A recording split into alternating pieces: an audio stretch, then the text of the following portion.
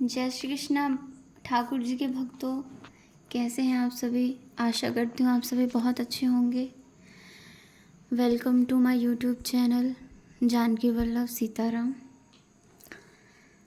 आज कार्तिक महीने का 17वां दिन है, तो हम कार्तिक मास के 17वें अध्याय की कथा का श्रवण करेंगे।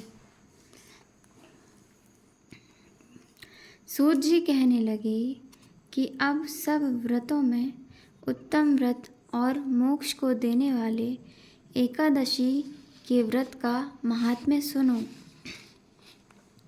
एकादशी तिथि कृष्ण पक्ष की हो या शुक्ल पक्ष की, अन्न नहीं खाना चाहिए।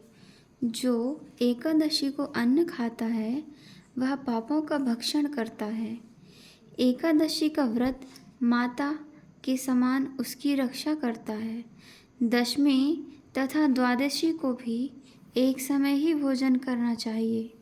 नारद जी कहते हैं कि गंगा के समान तीर्थ नहीं, माता के समान गुरु नहीं, विष्णु के समान देव नहीं, अन्न न खाने के समान तप नहीं, तथा शांति के बराबर कोई सुख नहीं, सत्य के बराबर ज्योति नहीं, कार्तिक के समान मास नहीं, ज्ञान के समान लाभ नहीं, तथा एकादशी के समान कोई व्रत नहीं। व्रत करने वाला प्रातः समय उठकर भगवान का पूजन करे, पुराणों की कथा सुने, एकादशी की रात्रि को जागरण करे। नारद जी कहने लगे कि हे राजन, अब एक इतिहास सुनो। नर्मदा के तट पर गालव ऋषि का अति शोभायमान आश्रम था।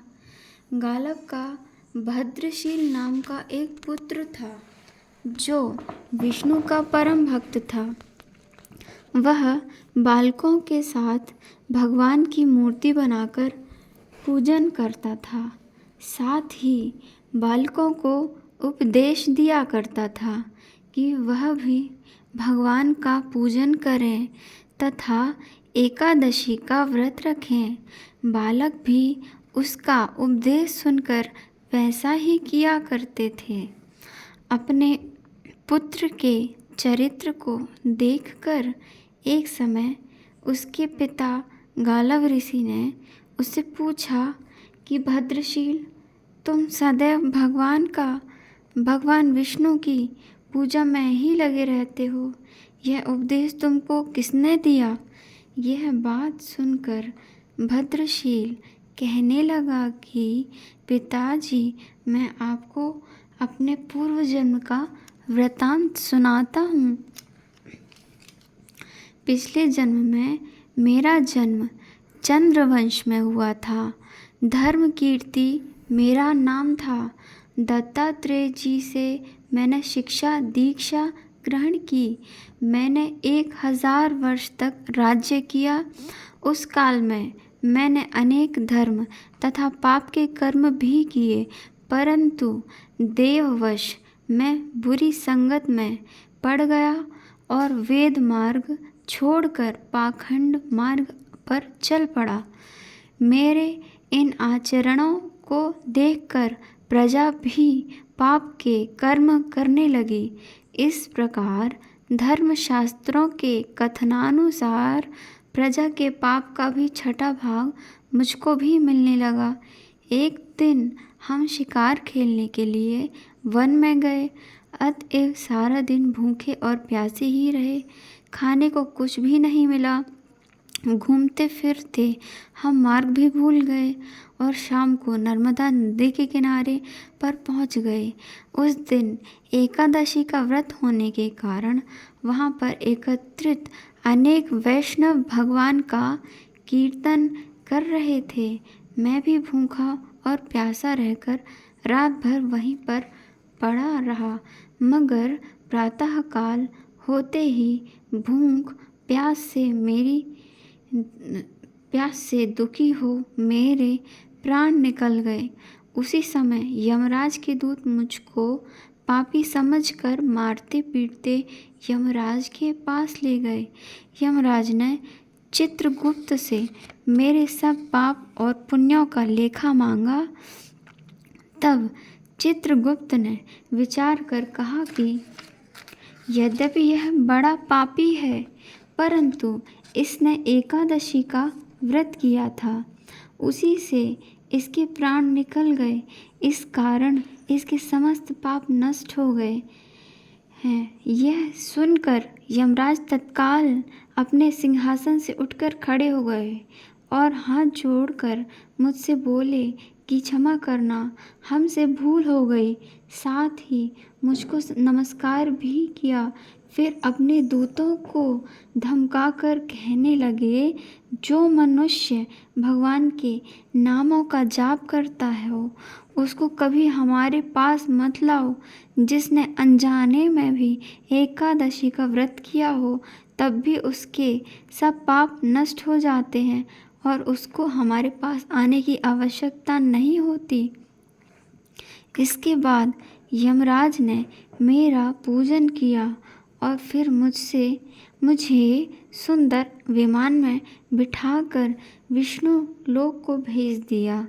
हजारों वर्ष तक इंद्र लोक तथा विष्णु लोक में रहने के पश्चात अब मैंने यहाँ पर जन्म लिया है।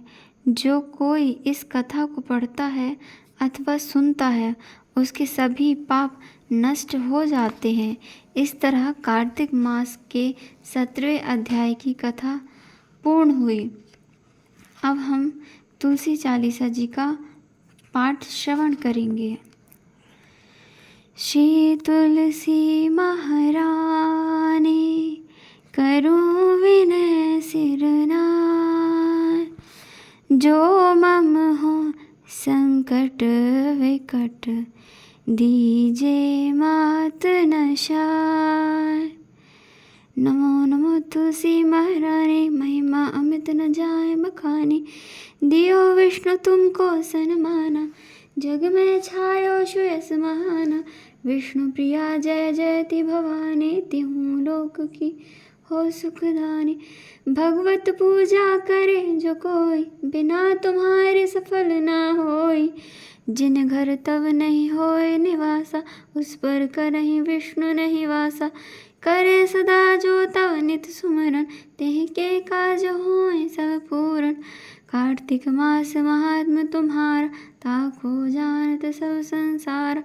तव पूजन जो करे कुंवारी, पावे सुंदर वर सुकुमारी। करे जो पूजा पाठ पूजा नित प्रति नारी, सुख संपत्ति से होए सुखारी। वृद्धा नारी करे जो पूजन, मिले भक्ति होवे पुलकित मन श्रद्धा से। पूजय जो कोई, भवनिधि से तर जावे सोई। कथा भागवत यज्ञ करावे, तुम बिन नहीं सफलता पावे। छायो तव प्रताप जग भारी, ध्यावत तुम्हि सकल चितधारी। तुम्हि मात यंत्रण तंत्रण में, सकल काज सिद्धि होवे क्षण में। औषधि रूप आप हो माता, सब जग में तव यश विख्याता। देव ऋषि मुनि और तपधारी, करत सदा तव जय जयकारी। वेद पुराणन तव यश गावे, महिमा अमित पार नहीं पावे। नमो नमो जय जय सुख करणी, नमो नमो जय दुख निवारण। नमो नमो सुख संपत्ति देनी, नमो नमो अग काटन छेनी। नमो नमो भक्तन दुख हरणी, नमो नमो दुष्टन मद चरणी। नमो नमो भव पार उतारणी, नमो नमो परलोक सुधारणी। नमो नमो निज भक्त उबारणी, नमो नमो जन काज सवारणी। नमो नमो जय कुमति नशावनी, नमो नमो जय सुमति बढ़ावनी। नमो नमो निज जन अपनावनी, नमो नमो सुख संपत्ति उपजावनी।